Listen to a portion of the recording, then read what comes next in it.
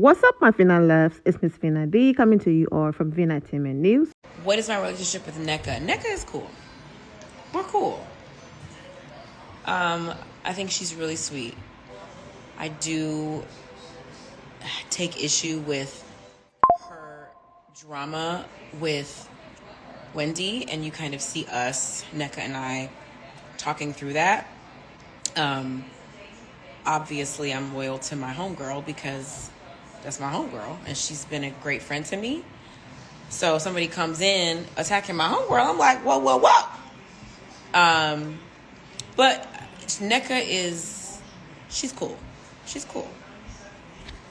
I just wish that her and Wendy were not beefing, and I really hate the subject matter of the beef because it's dark and weird, and in the moment I didn't really even understand what was going on, because while I know that there is Nigerian in my blood, my dad is 42%. I know that for a fact.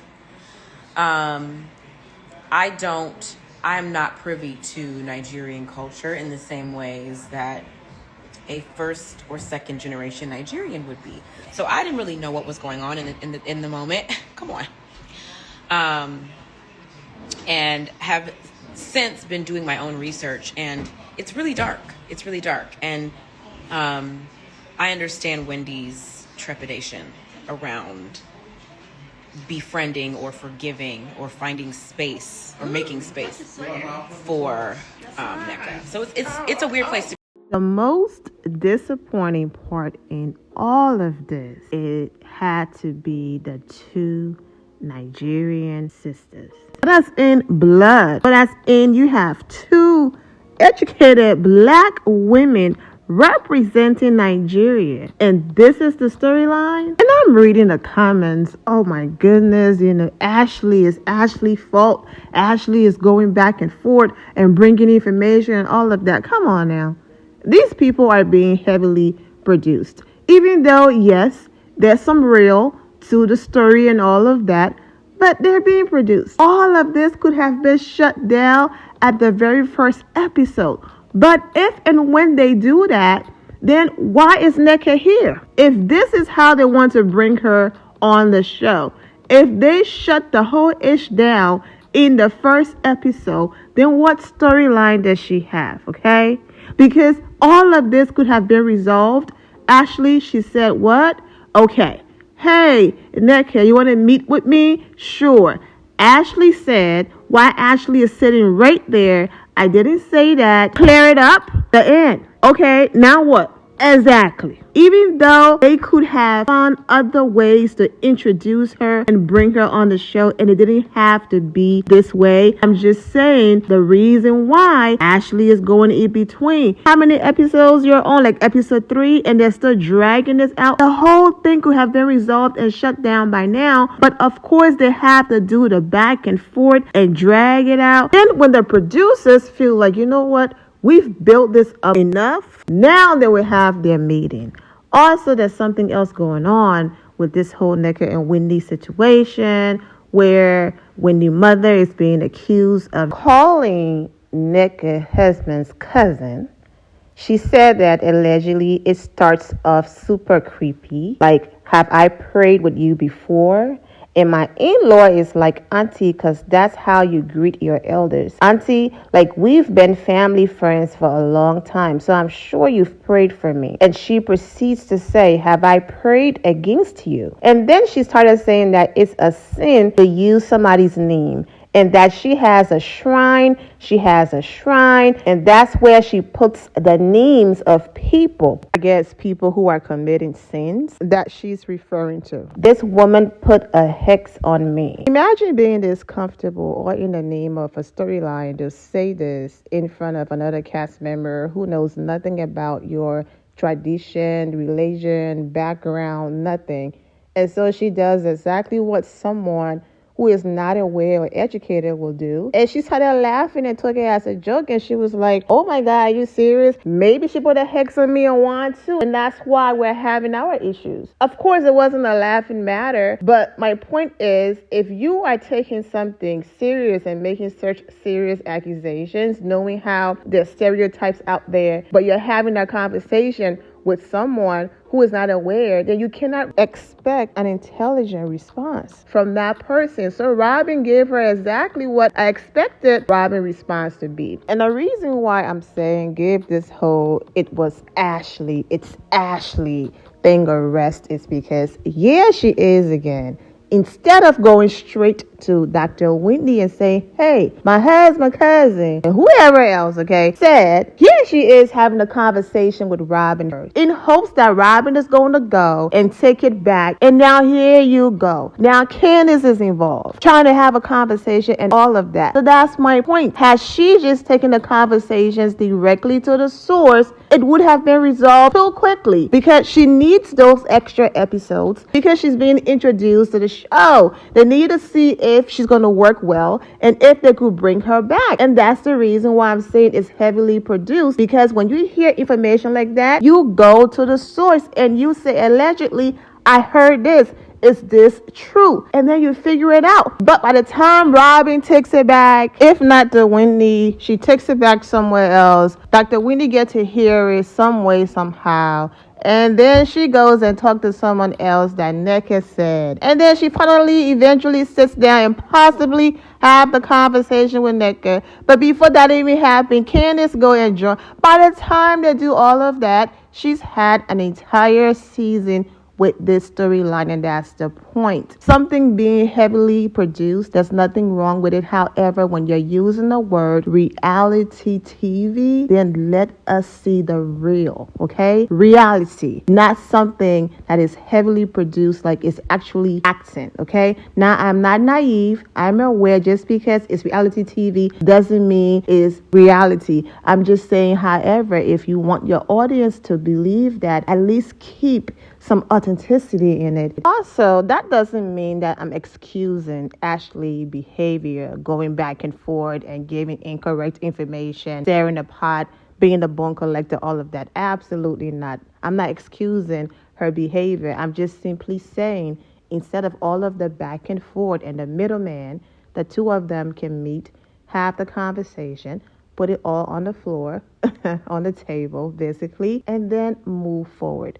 However, then what is the point? The show started, it ended. They need a storyline to keep going to build up the season. When I say meet, I mean meeting for these conversations specifically. That's what I mean. Yes, she's already met Wendy. That's what led to this whole conversation.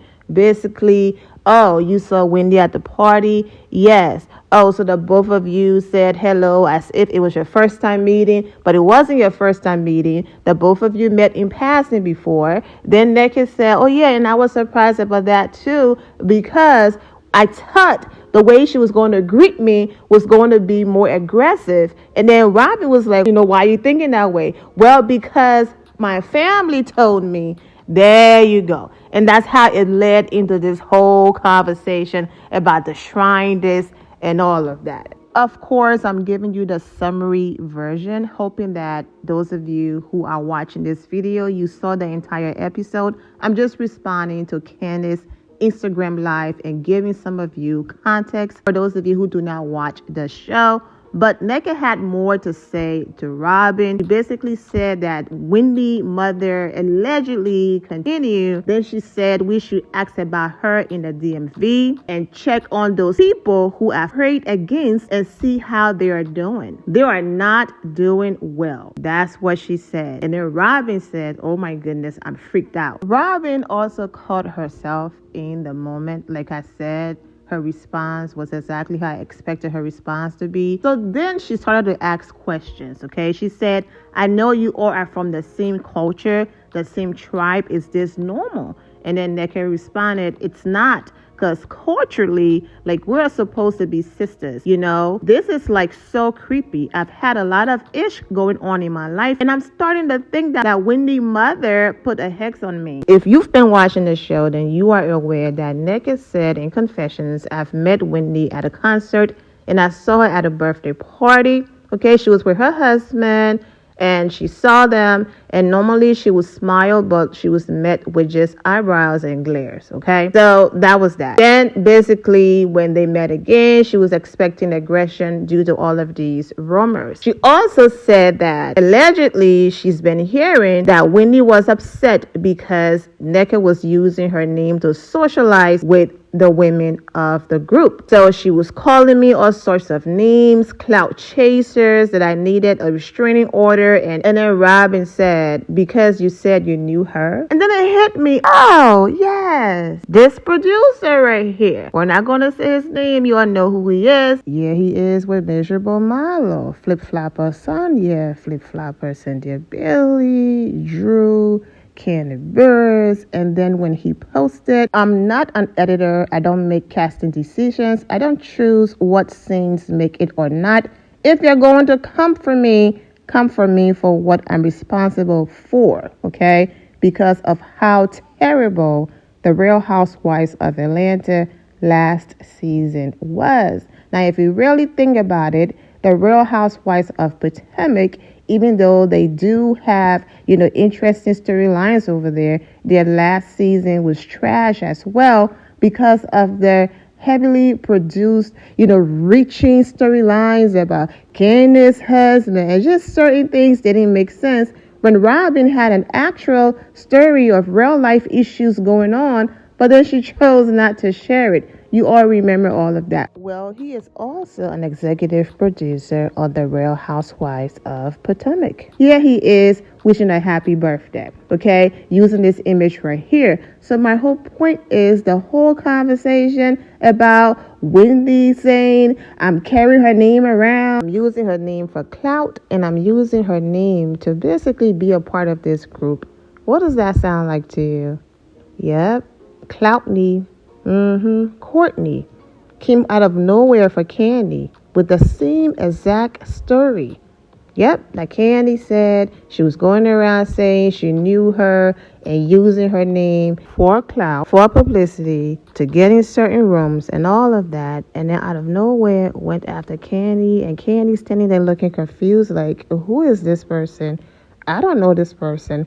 What is happening?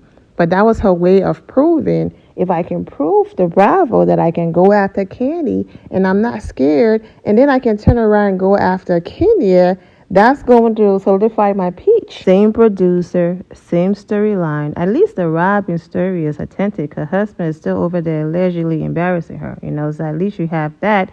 And then you have other things going on. However, another attempt to lie on Candiace's husband did not work because the alleged mistress is now posting that she lied. But that's going to be a separate video. Exactly what I've been saying. Nneka looks produced and gross. Seems just like the Happy Eddie story. Stop acting like the audience is dumb. We get it. You don't like Wendy and Candiace. Going above and beyond to have a pre-produced drama with them is tiring. My point. People can see through that mess. As you can see, based on more of the tweets and comments, other people feel the same way. I'm not saying don't produce, of course. The show needs structure. When we say heavily produced is when we can see people reaching to create an issue and a storyline, and it's not real or authentic. That's what we're talking about. Also, yes, Ashley should be held accountable and called out for being a bone collector and all of that. I get it. I'm just simply saying all of the back and forth and you say, I said, they said can all be squashed if the two women involved in the center of the issue can just sit down and have a conversation. Of course, that cannot happen right now because then the storyline is going to be ruined. So I get it, but people can see it. So do better making it look real when you do it next time. That's all I'm saying. That's the same thing that's been happening on the Real Housewives of Atlanta. And that's the reason why, even though if you compare not just the live TV ratings, but the streaming ratings, they are still doing way better than these brand new 7 days ratings that they're doing now. The Real Housewives of Atlanta ratings is still up there. It's still trash because of these heavily produced, reaching scenes that just doesn't make sense. So do better. And the disrespect and desperation that as they're having that conversation, they're flashing the Wendy mother actually praying like a real prayer over her grandkids and all of that. And it's just like, what is happening? Well, there you have it. Please do not forget to support the channel by clicking the links in the description below. My boutique website link is in there. The link to the event planning company is in there. And also the link to subscribe to my members only. I'm wishing all of you well and take care. My loves, thank you all for your love and support.